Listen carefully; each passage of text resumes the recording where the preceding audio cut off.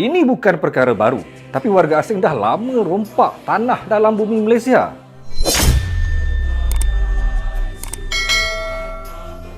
Ini bukan diskriminasi, tapi masalahnya sejak kita bagi mereka ruang dan peluang, mereka bukan sekadar menguasai sektor ekonomi, malah mereka juga telah berjaya menakluk, menawan, menjajah banyak lokasi dalam negara. Dan ini menyebabkan orang kita seperti menumpang di tanah air sendiri. Mereka ada tanah, mereka ada rumah, tapi kita berputih mata. Pengalaman saya dalam unit khas berita harian membongkar pelbagai isu-isu melibatkan warga asing. Saya dapat lihat memang jelas, memang clear, memang diorang ni telah berjaya menakluki, menawan, memiliki banyak lokasi dalam Malaysia. Mereka menjadi raja di banyak tempat. Tahu tak Jalan Silang?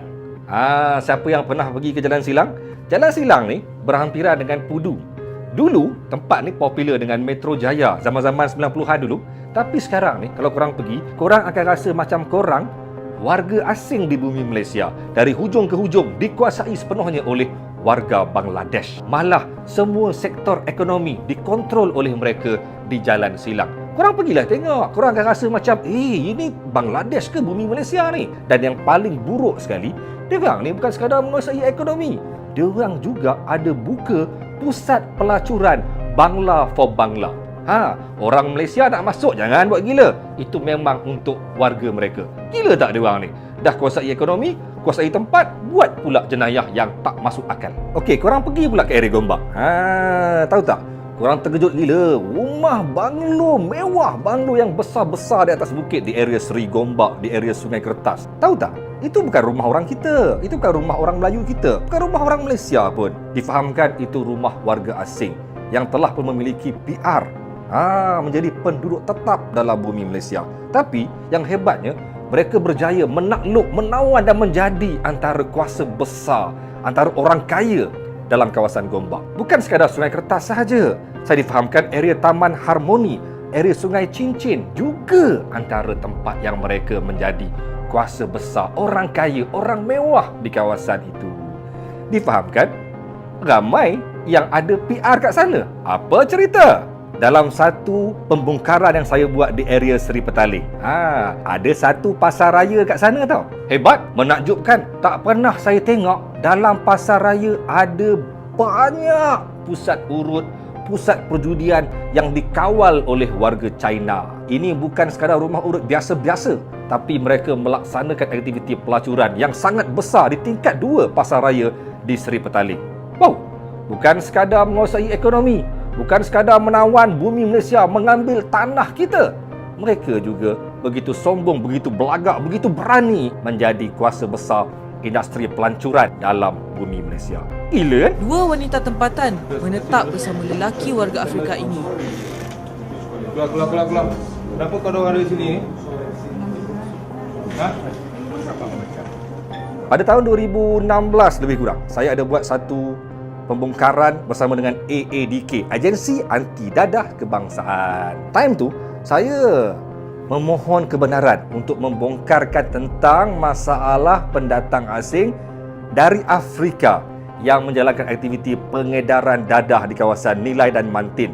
Saya minta kepada diorang untuk benarkan saya bermalam menyewa satu apartmen di kawasan Mantin. Saya nak tinggal selama sebulan, nak tengok adakah benar berlaku aktiviti yang sangat-sangat tidak bermaruah oleh warga Afrika. Benda itu disahkan memang berlaku. Cuma atas faktor keselamatan saya tidak dibenarkan untuk menyewa di sana. Kerana difahamkan mereka ini bukan sekadar mengedar dadah, tapi mereka juga sangat berbahaya, bergaduh dan boleh menyebabkan pelbagai masalah kepada orang kita. Difahamkan mereka ini juga menggunakan pas pelajar, hanya bertopengkan pelajar bagi menjalankan aktiviti pengedaran dadah yang sangat besar berlaku di kawasan Mantin dan juga Nilai. Kawasan kolej yang sangat popular di kawasan Mantin. Gila ni. Gila ni. Kalau kita biar, ranak Malaysia. Semua orang dah mula bising pasal isu Rohingya kan. Yelah, Rohingya sekarang dah jadi macam satu bahan topik utama, terutama dalam tempoh PKP ni. Tapi ada pula NGO yang mempertahankan diorang. Nak pertahankan buat apa? Sebab diorang ni sekarang ni dah menguasai banyak tempat. Antara tempat yang mereka kuasai seperti Selayang, Gombak, balakong dan ceras. Malah saya difahamkan banyak lagi tempat yang ada orang Rohingya. Di mana ada peluang, di situ ada mereka. Mereka menggunakan kad UNHCR sebagai pelarian untuk membolehkan mereka tinggal di bumi Malaysia. Dan baru-baru ini ada orang bongkarkan tentang aktiviti mereka berniaga di tepi jalan secara sembrono, secara bebas, tanpa berisau langsung dengan tindakan pihak penguat kuasa. Hebat dia ni kan, berani kan? Umpama perumahan setinggan di Mexico. Begitu sekali perumpamaan yang dapat diberikan kepada penempatan haram di Bukit Malut Langkawi. Kecoh sekarang ni pasal isu Bukit Malut ni. Manakan tidak, kan? Dulu dikatakan ada 800 rumah haram dibina di Bukit Malut yang melibatkan ribuan orang warga asing. Tapi sekarang ni, baru-baru ini Berita Harian membongkarkan ada 1000 rumah haram dibina di Bukit Malut yang melibatkan 10,000 penduduk warga asing. Tapi yang peliknya, ada sumber mengatakan mereka ni sudah ada sebahagiannya memiliki my card, boleh mengundi. Bahaya ni. Dan sekarang ni mereka boleh menentukan siapa pemimpin negara. Korang nak ke sampai satu hari nanti mereka menjadi YB di tempat korang? Time tu baru korang berakal. Hilang tanah, hilang maruah, hilang kuasa. Masalah kepada semua isu warga asing ni ialah, antaranya ialah kerana ada kuasa-kuasa ghaib.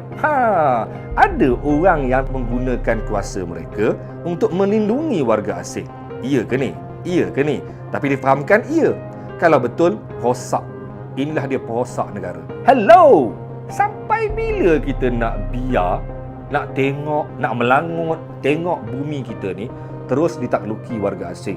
Sedangkan kita ni kena menyewa rumah, bersusah payah nak beli tanah, tapi dia orang dengan sewenang-wenangnya merampas tanah bumi kita. Kepada NGO-NGO yang sedang nak tunjuk hero, nak belagak sangat, nak menjadi hero kepada warga asing, udahlah tu. Udahlah. Korang ni orang Malaysia. Sepatutnya korang ni mempertahankan bumi Malaysia, bukan sibuk mempertahankan warga asing. Jangan sibuk bercakap pasal isu hak kemanusiaan, sedangkan korang kena faham, kami juga nak hak kami sebagai rakyat Malaysia.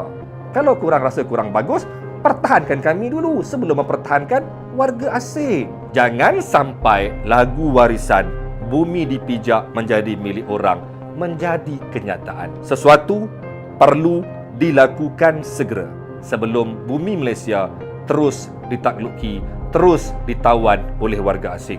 Jangan sampai satu hari nanti kita hilang kuasa, kita hilang semuanya.